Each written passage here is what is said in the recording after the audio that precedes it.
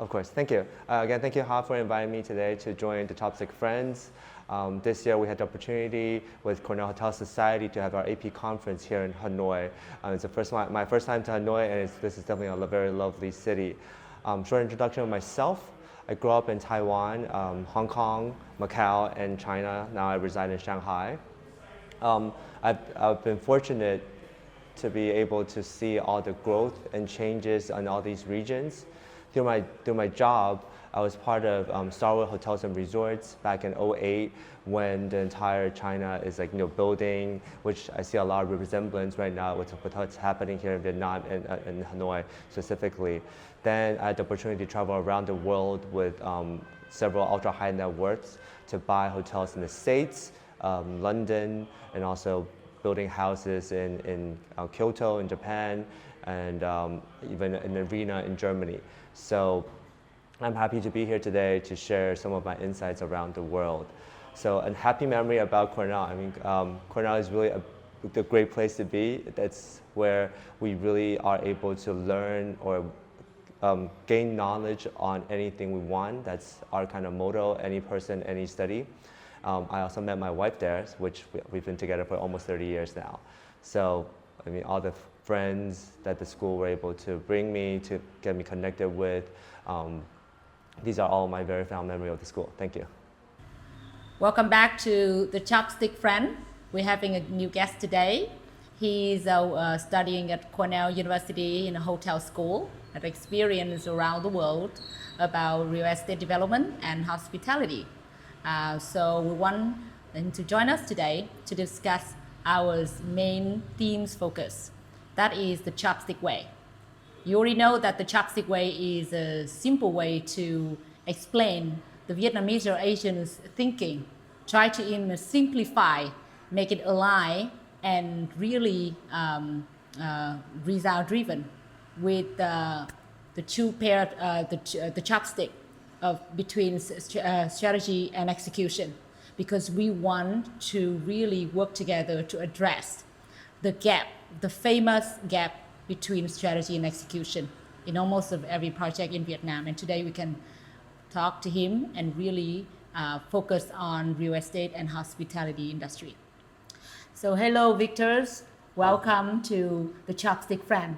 We're considering you as one of our Chopstick friends. You can call yourself that. Thank you, Ha. And like I explained to you earlier, the Chopstick Friend want to bring more of an expert, giving a deep insight about how the world running right now. Sure.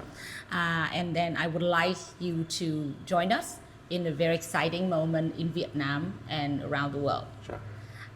Given your experience in industrial, focus on hospitality and real estate, will you be able to giving us some example about what you see that the little pair of chopstick, humble, simple, and alive, that help you can pick any food you like by having a balance between strategy and execution? Sure. Well, again, thank you, Ha, for inviting me to join the Chopsticks Friends. It's an honor to be here. I think the analogy of a chopstick with both strategy and execution is actually very culturally very appropriate, and it really represents us Asians on how we see things, right? Yeah. Sometimes when we refer to chopsticks, I'm very happy to hear that. Yeah, nice. Yeah. Excellent. On contrast, in comparison, right, to the U.S. way of a fork and a knife, chopstick is not about. It's about picking, understanding, and trying to work with what we already have. Yes. Right. That's a good point. Yeah. Whereas when you have a fork and a knife, you're trying to reshape the options.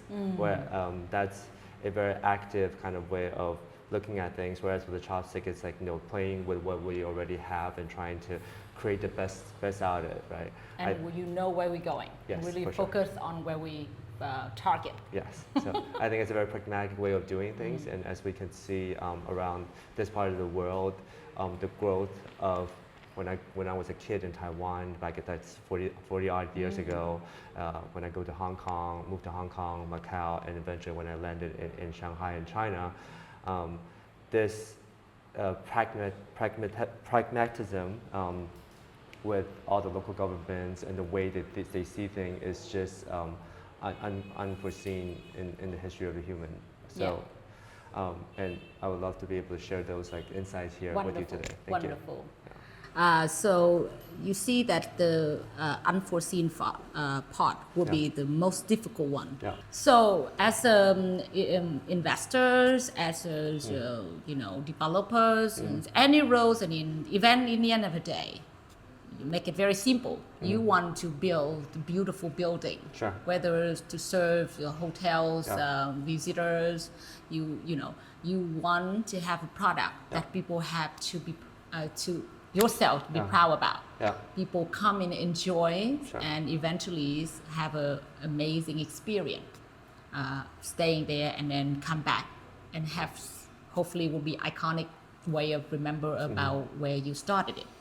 So when we're looking into most of a strategy like that will be in study and develop. Yeah. Of course, the hardest part is to see something most of the time we don't see. Yeah. As an investor, and especially in the decision making process, what is the most important, maybe top 3 Sure. factor Yeah.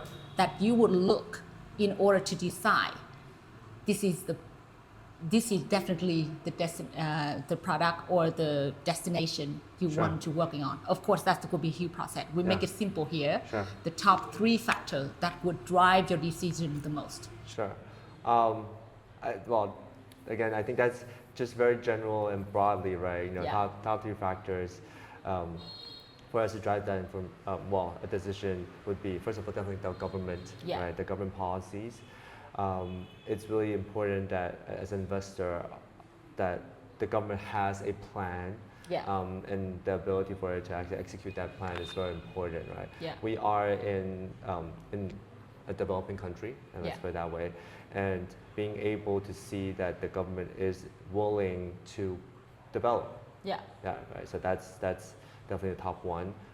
The protection of our assets, right? So we have to have laws around being able to bring capital in and even eventually exiting the region. So the safety of the capital is again also very important. And of course the source of capital, right? That's the last one. All the government grants, lower interest rate, and all these are pretty quite important factors for us to make that decision. But I would also like to bring up one thing you just said. It's about the unforeseen, about the future, right? I think as a developing country, we should have the ability to imagine, to dream big, right? Because we're not working on, we are working on some existing factors, but we have a lot more policy land to like an open canvas to start thinking, right? Again, contrary to the West, back at school, it's all about analyzing the past data to predict the future.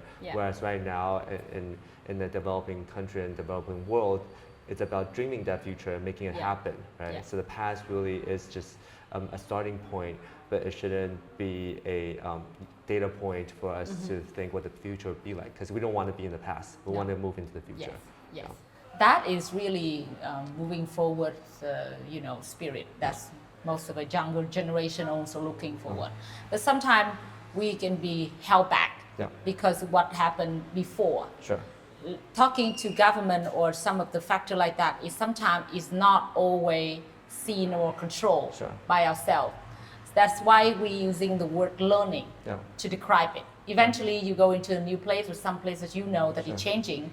You have to adapt in order to learn about particular, person or group of people.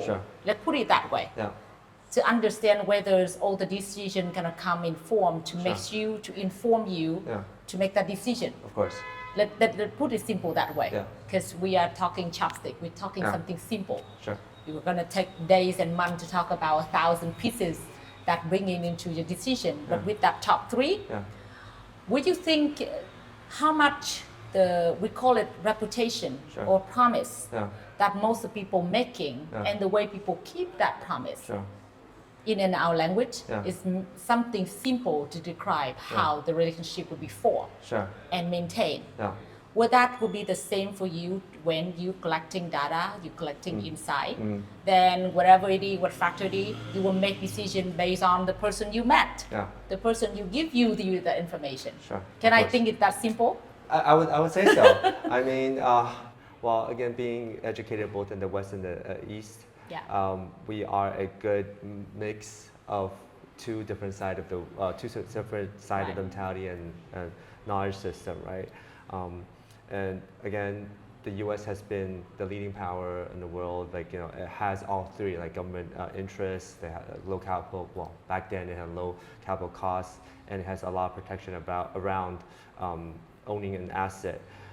But again, not that I'm saying which one is better or worse. It's just at this time, what the Chinese government, again, drawing from the Chinese government experience, Yes. what they've done is really clearly outlining their strategy and planning, right? I remember when I moved back to Shanghai back in 2006, when I looked at the urban planning map, right? Right after your Cornell graduation. Right after my graduation. The entire Pudong, which is the Gujiazui area, has been already mapped out 10 years ago. I've seen the drawings of the subway, I mean new roads, and like, you know, what the functions will be like, including hospitals, schools, and everything. The Chinese government are willing to dream big, and they're willing to put it down as a plan, Yeah. right? Whether or not the execution will come, or if it could all execute accordingly, Yeah. that's a different story. But having that North Star, let's put it that way, is, I think, a very distinctive characteristic of the Chinese government. And then eventually with the 5-year plan, Right. we know that there's succession, there's stability to a certain extent, what the government wants to do. 10 years ago, there was no EV. Right now in China, everything is EV. I drive an EV car, right? As a tourism business country, I think EV car helps with the pollution, right? Yes. Yeah. Yes. So a lot of these stuff were already in the making within the Chinese government, and they would actually did think big, dream big, and think ahead. So I think that's definitely one very interesting part. Whereas again, the U.S. is capital driven. Like, everyone is very incentivized to do things, right? So that way of incentivizing people is the driving force with the U.S. way, which again, look at the AI, look at all these global talents going to the States, trying to like create new things because they're incentivized to move forward. So that's a whole totally different approach. Yeah. But I like the point when you made it about the Chinese government that we all learn from here nowadays. All the changes, you see the tourists, especially Vietnam, we stop going to Europe, we go into China and just to learn, so why our neighbors are going so fast and so well. So was that really, I'm going to call it the way the government keeping the promise, making that promise, making a master plan, spending time, working well, learning from the rest of the world, and to build something significant that I would like to call it like something like mental infrastructure that make every like investor like you feel comfortable, feel safe, feel secure. When you want to make a decision of pulling your money in, then wasn't that will be something that in terms of, you know, learning that process, you get to be informed by particular you know, government itself channel, or how much you have to you know, invested in learning that process. Of course, before you make a decision, would that would be something that everywhere in China investor feel similar, same way? Sure. Well, you know, coming from China, I might be a little bit biased. I want to put it that way first. Be biased. We all biased. Yes. We human. So I look at it in a short and long-term bets, right? You know, like investing in the stock market. When we're looking at the States, we're thinking about the time span of 3-5 years, right? You know, all these PE funds, like, they have an exit strategy. Usually, a fund life is probably 3 to 5 years, and like eventually up to 8 years. So that's the time span when we look at the U.S. We know that it will go up, and we'll find the opportunity to buy low and then sell high. For China, I think it's a long-term bet. It's also a That's very good to hear. long-term bet. Yeah. Who else is not expecting that? Yeah, I mean, it's a long-term bet in the sense that it's quoting Warren Buffett, right? It's like a value investing. There is stability, you know, Yeah. that where it's going. But of course, I also have to mention right now the RMB investment capital in China is not free flowing. Yeah. It's not easy to take them out. Yeah. So if you were to place that bet, you have to have that mentality in mind. This will be a long-term bet, right? But with Because all right, the real business also looking for long-term return. Yes. Nobody would like to do short-term and cut knot, right? yeah. Yeah. And whether or not if that profit actually do actualize, we don't know yet. But at least from what's happening these days and what the government is doing, I do have a strong belief here in China and eventually in Vietnam. Yep. So we go back to the chopstick. Sure. If the one chopstick that we feel safe about what government can provide us. Yeah. Same thing, we come to Vietnam and a lot of people feel comfortable with the more and more open policy that building that make this one chopstick stable. Yeah. And I want to dig into that strategy chopstick a little more by having two words for it. Yeah. If you feel positive, almost all of us have half full glasses and feel hopeful and positive.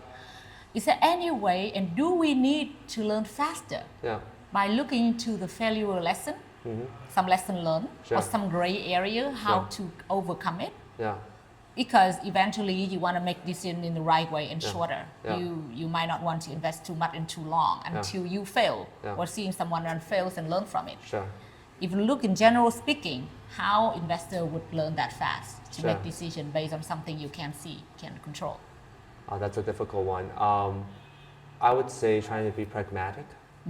Pragmatism is it's just the way of doing business these days where the world is like changing all the time right now. And today, the US President Donald Trump was just in China.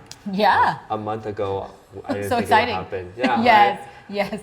So everything changes by the minute, by the day these days. So being able to be agile, I think that's definitely very important. Yes, yeah. And in reality, I think people talk about instinct, business instinct, intuition. Yeah. With that part really strong in your side. How strong is that? People can talk all day about that as day, but then the world changing so fast. You need that part. How big it would be? Sure. So like a chopstick, there's two strategies to this, right? One being very agile, shifting as things changes, but I also want to express that there's also a mentality of having a bottom protection, right? What's the minimum? Also, you know your bottom. Yeah. You know your bottom. Yeah. You protect it from there. That's really a good one. Yes. So it's really, from an investment standpoint, it's really like the alpha and beta strategy, right? Where do you have your bottom That's a good one. Yeah. set, and then where do you extract that additional income? So that's the two strategy that we should go. So that's kind of the chopstick. Yeah. Then I think that is this really good way to explain it, and thank you for that. I haven't think about that yet, but I would enjoy this explanation. So if and to follow to that point, I would like to say that being agile, being in institution is based on your own experience of how you can form and finally is going with decision, and then have a bottom line protection. Yes. With this, any way that you look into the way business doing right now is forming community together to get through and to work with each other. Was that would be some trend or something happening in where you working? Where you go solo? Was that something that is happening in Vietnam right now? When people feel like that we lack so much knowledge, we need more capacity, learn faster by putting together as community, business community. Of course. Let's learn together. Yeah. I feel like myself cannot go alone, then let's go together. Yeah. Was that something kind of against business competition theory? I wouldn't put it that way. I think, when right now these days the entire global supply chain or is so long, right? We are experiencing the separation of China and U.S. and that is very difficult. I'm sure everyone is. Well, of course, with every opportunity, something like with Vietnam is quite benefiting from it. But that being said, we are forming new relationship all the time with different parties, right? With different levels. At different levels too. So, well, as human beings, it's always better to we want to feel community, right? You know, Yeah. being just alone, fighting alone is very difficult. Yeah. So ultimately, Collective power. Yes. I'm more of a collective power type of person rather than like I just want to do myself. Yeah. That's why you've been working with the Cornell Hotel Societies. Yeah. Yeah. Yes. And I believe many other aspects as well. Sure. Yeah. I mean, that's kind of the idea, right? Nurturing the new people, making new connections, and finding new opportunities. Yeah. So yeah, that's really a big reason why I volunteer. Yeah. So that also comes from something that I would like to have your validation on that, because in Vietnam, and I think that in China as well, they have a metaphor explaining the bundle of whole chopstick. Yes. When they stick together in difficult time, it's very hard to break. Yeah. You can break one of them, Yeah. but you cannot break the whole bundle when it comes and stick together. Yeah. So there's another chopstick metaphor we're putting in picture. Nice. And that's part of what we've been asking, and who knows, after this we're going to have a chopstick friend in China or Thailand. That'll be great. And to learn and exchange more of the insights. Sure. And people can learn from each other and then, fail fast, learn fast, and then make better decision. Yeah. That's how I think, and I would love to believe that you would agree with me. Of course. Definitely. Thank you. So I think for the first part with the strategy, I enjoy it. I still have a few questions, but maybe the time, do we need to check the time a little bit? They can cut this part. That's all right. Is that okay? Minutes. Yeah. Okay. So I would talk about execution later. I have two things to look into that. And this is very leadership perspective. Decision maker, I call it final decision maker. In one organization, how big or small it is, there has to be a different layer of decision. We would share with you later on, but we have a picture of one of the problem with everywhere we're going, that there are 3 levels of father, son in a family business, or the older generation with, younger generation. They all making decision, but the decision framework or the metric of responsibility is not clear. There's people underneath will say, oh, who making a decision? They don't know because sometimes they get decision from different level. And the hard part is they are different. When the demand and command are different. And when we look into that, and when we look in so many cases, and we realize maybe it came from the fact that all that 3 decision maker, they might not want the same thing. And then we pull it out when something else is not here, but I can show you later. It's like when the chopstick catch or picked up something. That at least 2 things in the terms of business. Let's look into it. One is money. No business in the world would not think about, I'm doing this and I cannot make any money. And another is reputation. Qian and Qin, is that the right word? I forgot how to translate it, but it's the money and something non-financial is reputation. Was that something simple enough to explain? Because everyone in the world, no matter little money or not, you would like to have your name known. You need to get respect. You get to be proud of what you're doing, because business, in the end of the day, is to solve some social problem, right? And it's good enough, and people pay to buy it.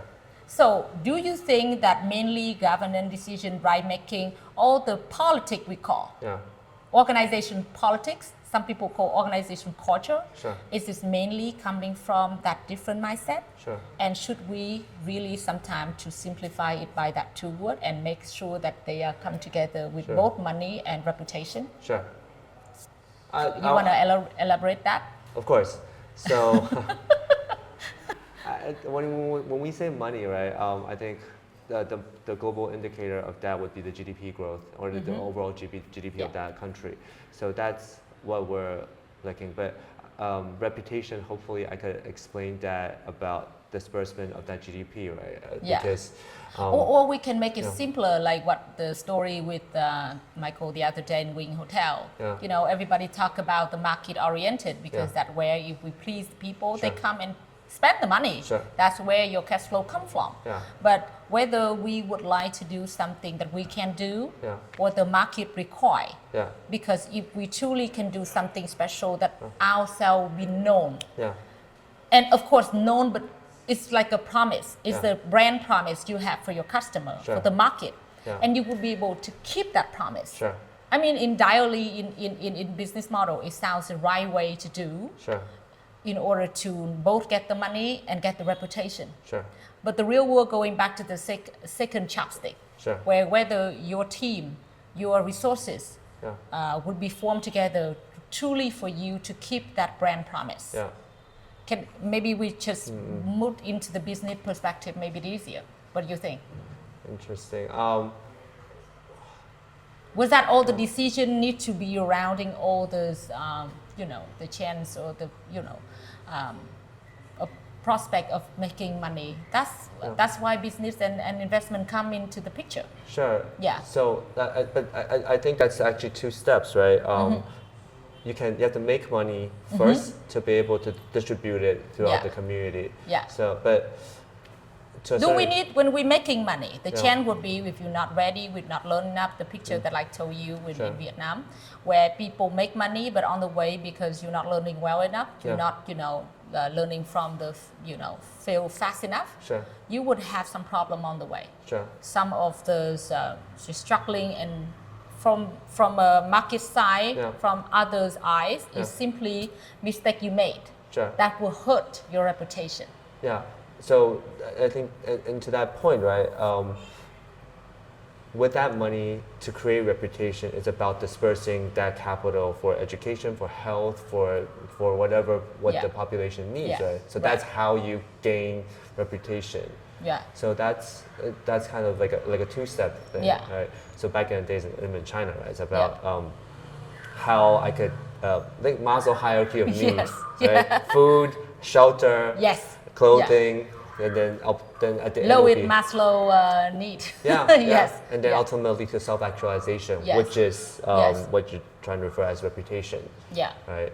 And again, I don't know enough right now in Vietnam where we're Yeah. at this stage. Yeah. Of course, not all of them have to go together. No, Yeah. one could go first than the other, but ultimately the two, it's like still like a chopstick. You have to go hand in hand, right? When I think about some of the African countries, and we're recording this, right? Some Okay. of the government gets really rich, whereas Yeah. the people are really poor, right? That's Yes. when Yeah. the disbursement of income is Yeah. not going. Inequality. Yeah, inequality. The gaps is big. Yeah. Yes. Yes. So- yeah. How do you balance that? I think that's very important. Yeah.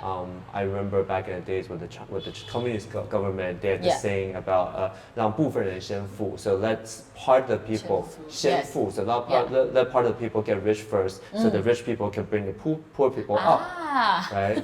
Yes. Yeah. Yes. Was that happening? That was probably 20 years ago. Okay. And now I would say that it is happening with Yeah. poverty rate and everything. Just make sure the first phase they happen and they keep the promise for Yeah, the second phase.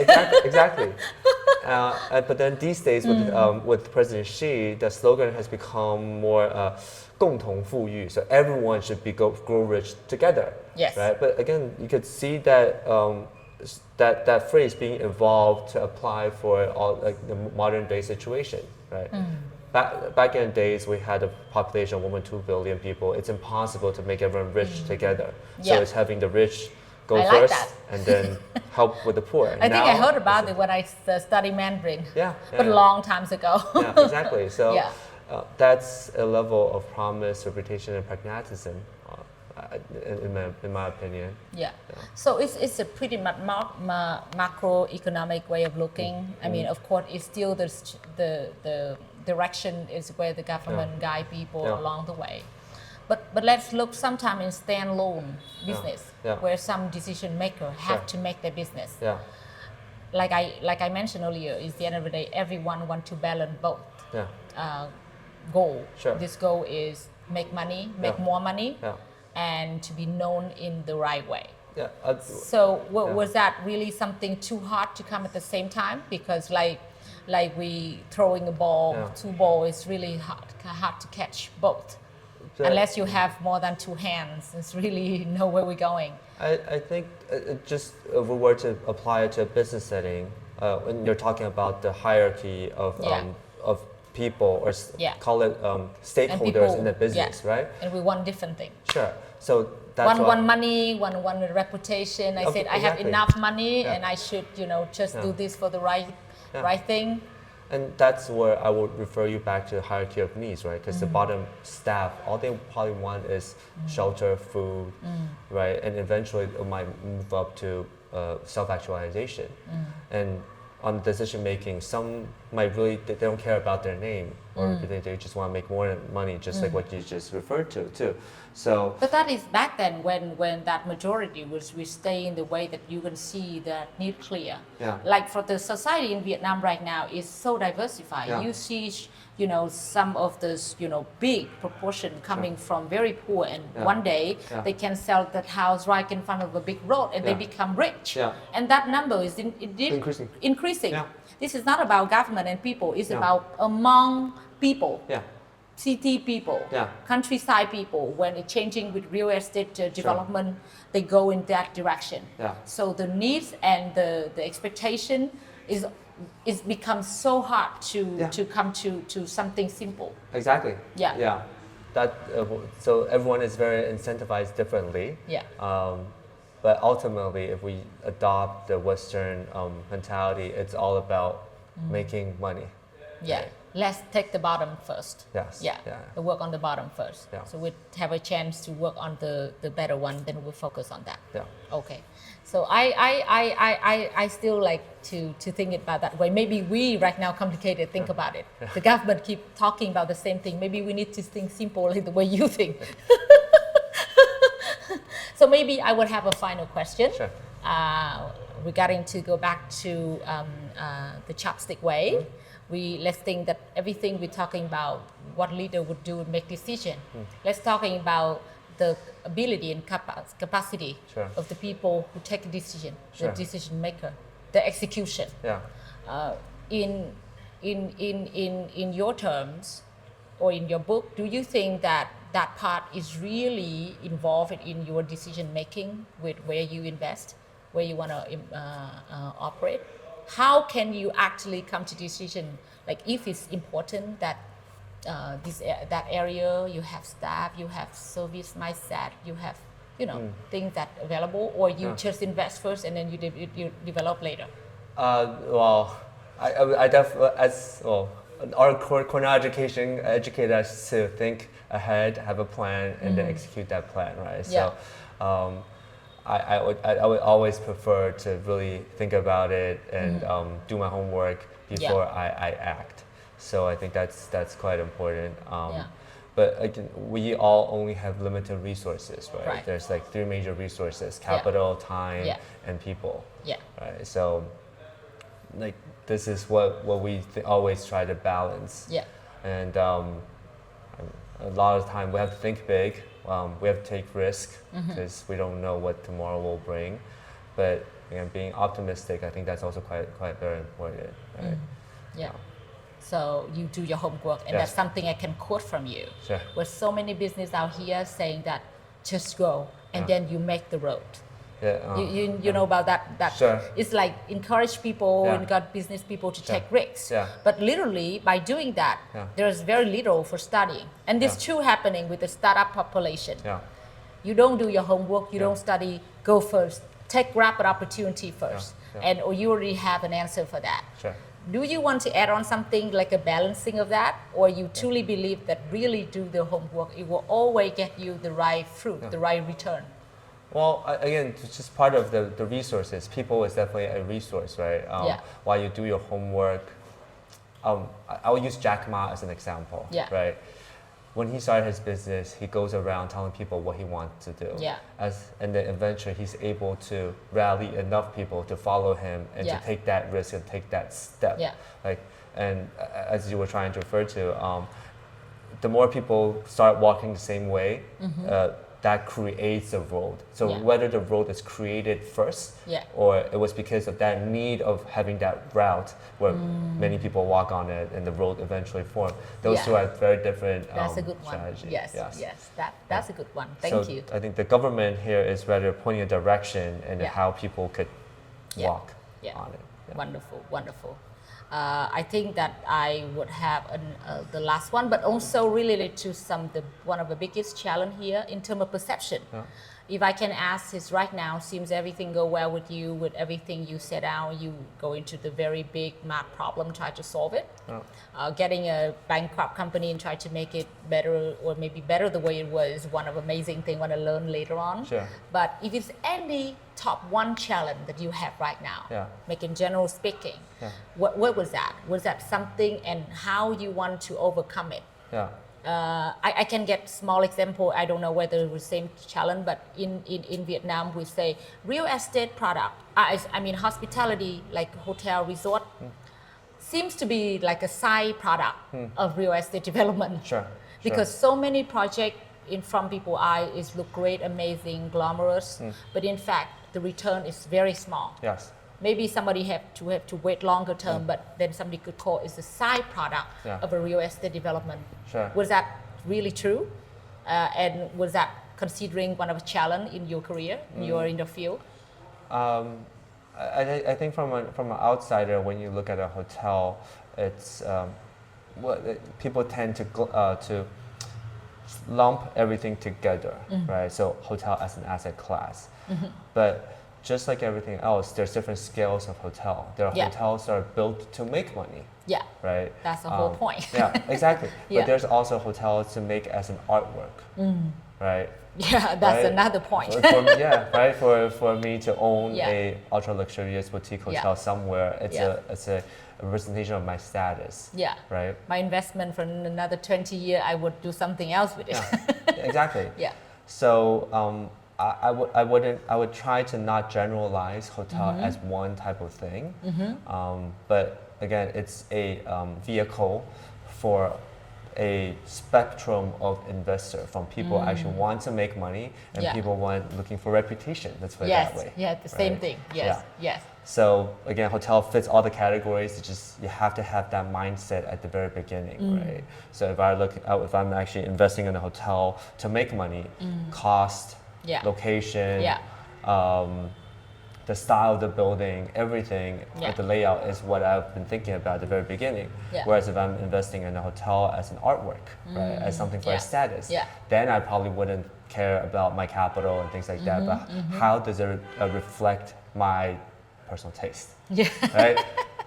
So that's. But maybe the second case would be somebody would be very comfortable with the wealth, with what they have, in order to believe into one of a very small part of a portfolio. Of course. Otherwise, everybody, most of the majority would go with the first option. Yeah, but again, that's still about the Maslow hierarchy of need. I refer back to that too, because eventually you move up to self-actualization, which is only the tip of the pyramid. But I like that. Yes, that's a very good point. It making hotel become a product that's gotten bigger, larger, and bigger range of spectrum of choices.